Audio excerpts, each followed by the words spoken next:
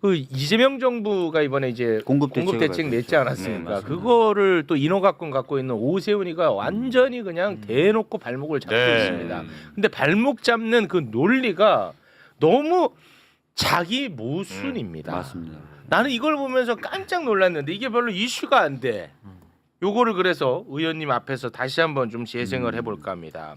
종묘 개발은 세계 유산 영향 평가 안 받는다고 말하면서 이재명 정부의 태릉 개발만큼은 영향 평가 반드시 받아야 된다라고 이야기를 하고 있습니다. 맞아요.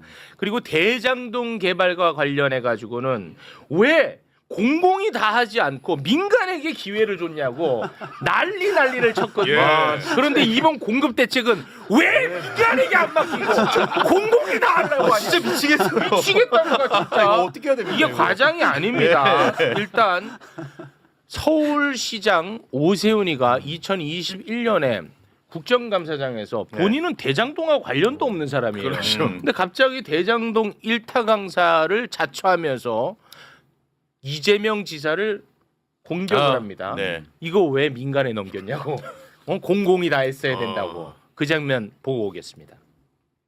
이재명 지사께서 변명하는 것처럼 성남도시개발공사가 안정적인 1,800억의 이익을 얻을 수 있도록 설계를 했다고 하는데 그 이상 생기는 이익들을 전부 다 특정 민간 사업자가 가도록 설계를 하는 것은 이거는 누가 보아도 상식에서 많이 벗어나는 네, 설계라고 그렇습니다. 하지 않을 수 상식에 없습니다. 그 본인이 왜 저러고 있냐고. 본인이 왜 민간에 줬냐 이거야. 예. 근데 지금은 반드시 민간에 해야 된다고 안 얘기를 맞죠. 합니다. 예. 함께 보시죠.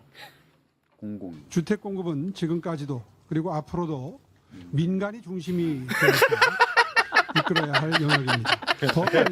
더 많이 공급할 수 있는 길을 정책이 스스로 차단하고 있는 셈입니다. 정부 사업에 대한 적대감의 발로 그리고 이념적 접근이라고 보지 않을 수 없습니다. 용산 국제업무지구와 태릉 CC 부지 등은 서울시가 오랜 기간 검토해온 적정 수치와 지역 민원을 전혀 고려하지 않은 채 일방적으로 발표되었습니다. 세계유산 영향 평가 등 넘어야 할 절차가 산적한 부지를 사전 협의 없이 포함시킨 결정은 시장에 헛된 희망을 던지는 일입니다. 미래 세대의 자산인 개발 제한 구역을 훼손하면서까지 숫자 맞추기에 급급한 공급 확대, 실현 가능성보다 당장의 발표 효과에 집착한 물량 밀어내기에 서울시는 결코 동의할 수 없습니다. 종묘 개발할 때 본인이 들었던 욕을 그대로 내뱉고 있습니다. 아 이거 정말 쉽지 않았습니다. 이걸 지켜본다는 게. 아니 사실 정부가 태릉 CC 관련돼서 발표하면서도 네. 세계 문화유산과 관련된 기준을 지키면서 맞아요. 주거를 공급하게 돼 이미 얘기했어요. 했어요. 근데 뭘 저런 소리 하는지 모르겠어요. 그러니까 앞뒤가 안 맞는다. 이걸 평가하기 전에 이미 정부는 세계 문화유산에 맞춰서 맞습니다. 그 기준에 맞춰서 주거를 공급하겠다고 했기 때문에 예. 정부는 태도가 바뀐 게 없어요. 맞아요. 그러니까 오히려 오세훈 시장만 왔다 갔다 하고 있는 거예요. 그렇습니다. 자기가 왔다 갔다 하니까 그냥 정부가 웃기다, 왔다 웃겨. 갔다 한다고 예. 보이나 봐요. 그러니까 정확하게 표현하면 오세훈 내전이다라는 생각이 들어요. 오세훈과 오세훈이 지금 싸우고 있는 그런 내전 상황인 거고 그렇습니다. 이게 억지 비판, 그걸 억가라고 하잖아요. 맞아요. 억가를 하거나 억지 봐주기, 억바를 할 때는 이런 식의 약간 본인과 본인이 싸우는 모습인데 최근에도 우리가 우인성 재판장도 우인성. 자기가 자기와 2시간 전 본인하고 싸우잖아요. 그러니까 오세훈 시장도 지금 이게 억지 논리를 만들다 보니까 저런 예. 모순에 또 빠진 거 아닌가 싶습니다. 그렇습니다. 이재명 대통령 제가 어제 적토마에 비유했죠. 정말 싹 쓸어버리는 거죠. 이제는 코스피 잡고 부동산 잡는다. 근데 이게 지금 갈수록 싸움이 커집니다. 왜 커지냐? 국힘당이 자초한 겁니다. 이제 큰일 나게 생겼잖아요. 만약에 부동산까지 해결을 해버리면 뭘 믿고 싸우겠습니까? 지금 내란당에서 벗어나지 못해서 죽을 지경인데 그나마 이제 뭐 부동산 가지고 역시 뭐 진보 정권 들어서니까 부동산가 모르고 땅가 모르고 너네들 대책 100번 내놔 왜 안 되고 막 이렇게 이제 해가지고 하려고 그러는데 야 이거 보통이 아니거든. 어제 아침에 국힘당 최고 회의를 하는데 그 나와서 하는 사람들 얘기를 다 들어보니까 그냥 막 물어뜯느라고 정신이 없어요. 심지어 코스피 5천까지도 그건 뭐 이재명이 잘해서 한 거냐? 뭐 그렇게 이야기를 하고 그다음에 이재명 대통령이 그 트위터에 그거 올렸잖아요. 부동산 잡는 거 오히려 계곡 정비나 코스피 5천보다 더 쉽고 또 할 수 있는 일이다. 이렇게 얘기를 하니까 심지어 계곡 정비 이재명이 한 거 아니다라고까지 얘기를 해요. 이건 사실 왜곡 아닌가요? 그걸 이재명 대통령이 성남시장 때 한 것이 아니라고 이야기하는 것은 도대체 뭘까요? 어제 정말 그 최고위원회에서 입 달린 자들 다 한마디씩 하던데 그중에서 저는 신동욱 최고가 하는 게 아주 가관입니다. 뭐라고 했는지 한번 들어보시죠. 부동산 잡는 일은 남양주 계곡 정비라든지 코스피 5천보다 훨씬 쉽다 이렇게 얘기합니다. 계곡 정비가 본인이 한 겁니까? 지금 제 옆자리에 앉아 계시는 전 조공환 남양주 시장이 해놓은 것을 본인이 취재로 가로챘다는 것은 국민들이 다 알고 있습니다. 남의 것을 가로채는 것은 굉장히 쉬운 일이죠. 부동산 문제 그렇게 간단하지 않습니다. 코스피 5천은 어떻습니까? 이게 이재명 정부가 잘해서 한 겁니까? 전 세계적으로 돈이 어마어마하게 많이 풀린 데다가 AI 반도체 특수가 생기면서 삼성전자 하이닉스 같은 일부 대형주가 많이 오르면서 비정상적으로 지금 코스피 주가가 오른 것입니다. 지금 국민 중에 주식해서 돈 벌었던 사람이 생각보다 많지 않습니다. 김성환 평론가님, 저자가 앵커를 했어요. 그러게요. 그러니까 저런 자가 앵커를 한 그 보도가 얼마나 엉터리였겠습니까? 윤석열 보고 범인 내려온다고 그랬잖아요. 그랬던 당사자예요. 그 범은 지금 어디가 있습니까? 감옥에 가 있어요. 최소한 부끄러움을 알아야 되는데 아직도 저러고 있네요. 그리고 윤석열 지키겠다고 나섰다가 다시 또 지금 한동훈 죽이겠다고 저렇게 펄펄 뛰고 있는 모습 보니까 참 한심하다 이런 생각이 들고요. 앵커할 때 그러면 보도를 어떻게 했을까? 기자들이 뭔가를 이렇게 보도하겠다고 갖고 오면은 얼마나 편향적으로 결정했을까 이런 생각이 들어요. 근데 지금 이제 코스피 5천 얘기도 하고요. 부동산 얘기도 하고 막 여러 가지 얘기를 막 하는데요. 논리가 말이 안 돼요. 제가 볼 때는. 코스피 5천은 가만히 둬도 가는 거고 그러면은 정부가 별로 할 일도 없는데 그러면은 코스피 5천 가는 거 시장에다가 맡기면은 알아서 해준다고 하면 부동산 시장도 아무것도 안 하고 가만히 있어도 되는 거 아닙니까? 시장이 알아서 해주는 거 아니에요? 국민들이 알아서 조절할 거 아니겠어요? 근데 왜 집값 못 잡는다고 난리를 치고 펄펄 뜁니까? 난 저 인간한테 한번 물어보고 싶어요. 그러면 윤석열이가 그대로 있었어도 지금 코스피 5천 됐겠네?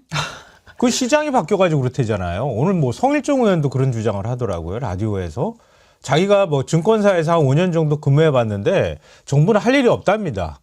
그러면 진즉에 할 일 없었으면은 윤석열 정부 때 한 5천쯤 올려놨으면 좋았을 뻔했어요. 이건 말도 안 되는 주장들을 저렇게 하는 거죠. 시장이 뭐 알아서 돌아가면 사실 뭐 바뀌긴 뭘 바뀌어요. 윤석열 때도 AI는 열풍이었어요. 그 미국의 엔비디아 계속 올라갔잖아요.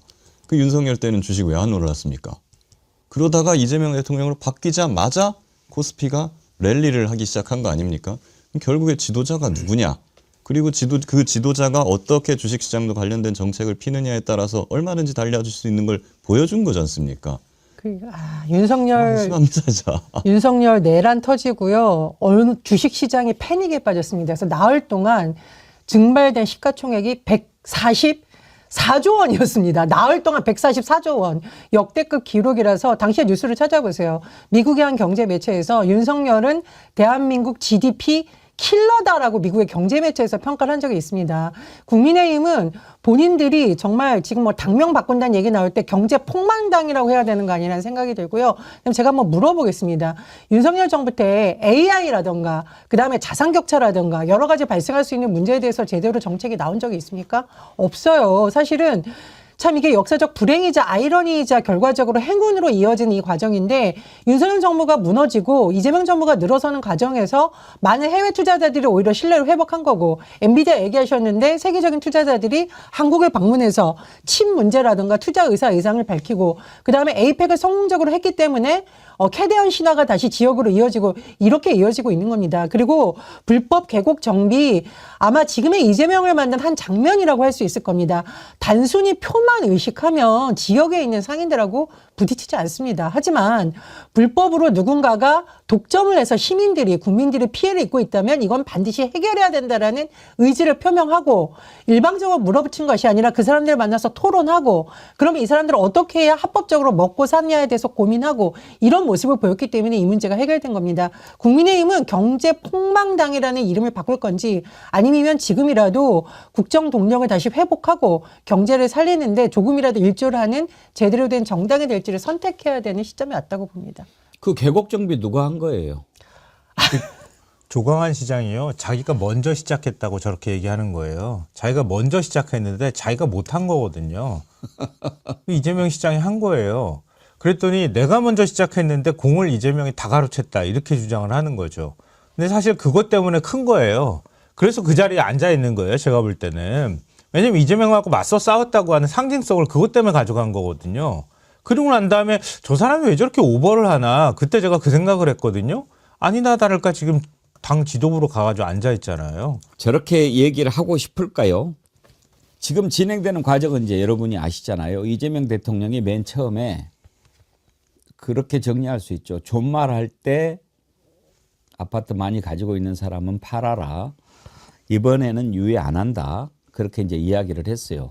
근데 이제 뉴스도 뭐 이렇게 이제 부동산 시장 가서 이렇게 물어보고 그러니까 뭐 별로 뭐 반응 없는데요. 뭐 버티고 뭐 이거 하다 보면 또 넘어가겠죠. 선거도 있고 그러는데 막 이렇게 생각하고 거기에다가 보수 매체 특히 이제 경제지들 이런 것들이 또 이제 부추기는 거예요.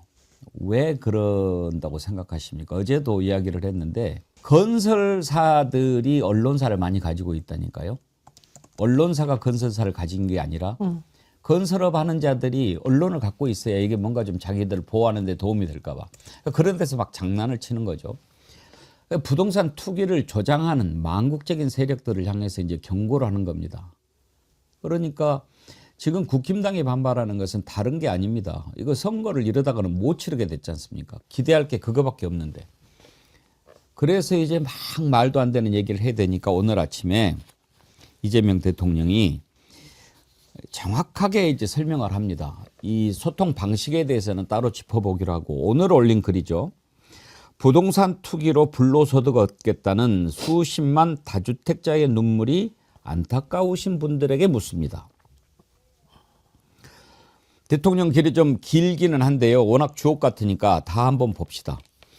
이들로 인한 높은 주거비용 때문에 결혼 출산을 포기하는 수백만 청년들의 피눈물은 안 보이십니까? 돈이 마귀라더니 설마 마귀에게 최소한의 양심마저 빼앗긴 건 아니겠지요. 대한민국은 위대한 대한국민들의 나라입니다. 상식적이고 번영하는 나라를 위해 망국적 부동산 투기는 무슨 수를 써서라도에 따옴표를 했어요. 반드시 잡습니다.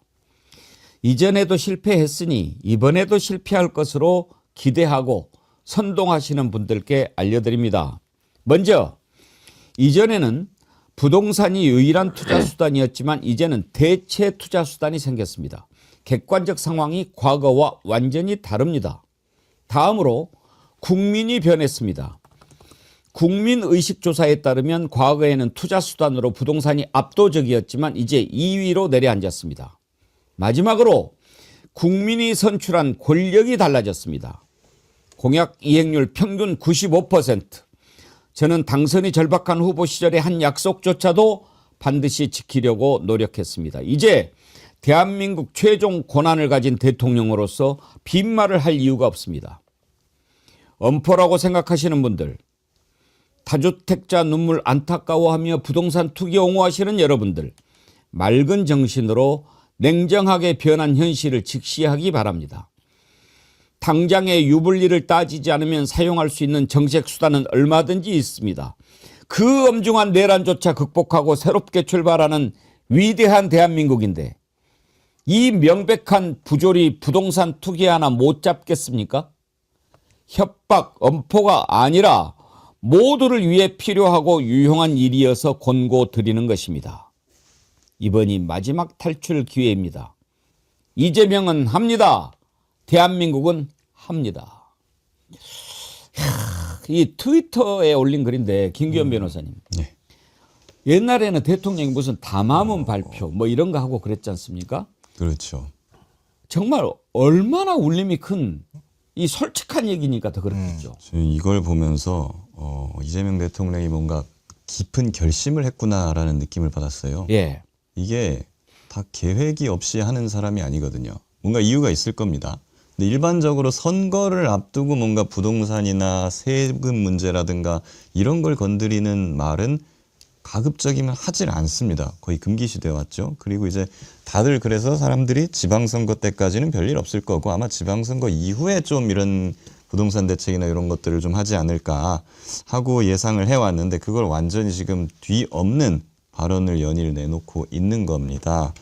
여기에 대해서는 굉장히 정치적 유불리를 포기하고서라도 부동산을 내가 잡겠다라는 단호한 모습이 지금 보여주는 것인데 이전의 대통령, 이전의 정치인들과는 완전히 차별화되는 것이고 이렇게 해서라도 부동산을 잡아버리겠다라는 모습을 국민들 앞에 보여주는 것.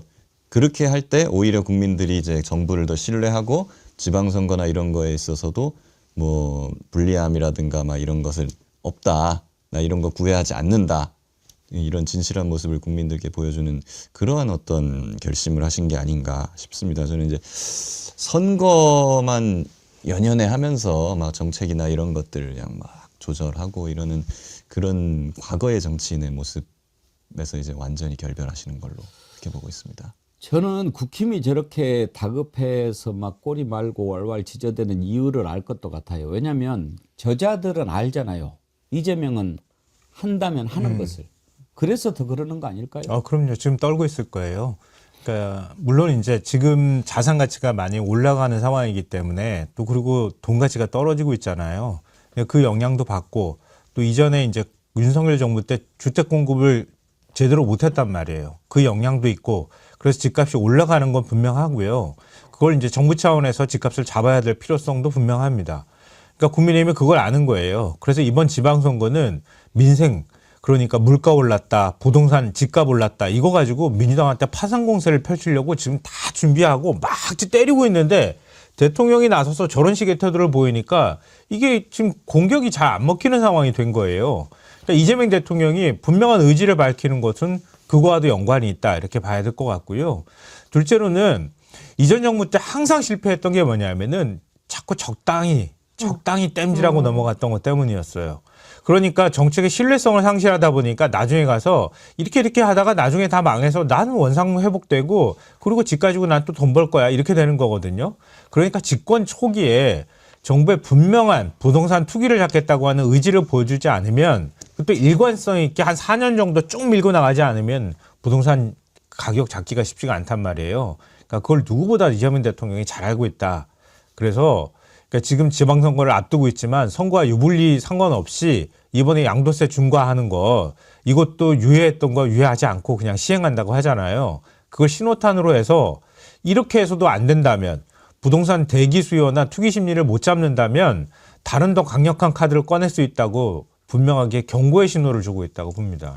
수백만 청년들의 피눈물이 안 보이냐 이 말이 저는 가슴에 정말 꽂혔는데 아마 뭐 김상환 평론가님도 서울 출신이 아니고 저도 이제 지역 출신이다 보니 서울에 처음 올라왔을 때 그 막막함 어디서 살아야 되냐 이걸 아마 대다수 청년들이 느끼고 있을 거고 결혼을 앞둔 청년들이 결혼을 계속 미루고 아이를 낳고 싶은 부부들이 아이를 미루는 요인이 뭘까 다 그거예요. 집 마련하면. 진짜 돈이 막이고 부동산 투기가 막입니다. 가장 사람으로서 누려야 될 권리를 망가뜨리고 어떻게 보면은 아이를 낳고 싶은 가장 기본적인 부부들의 작은 소망마저 무너뜨리는 것이 바로 이 부동산 문제입니다.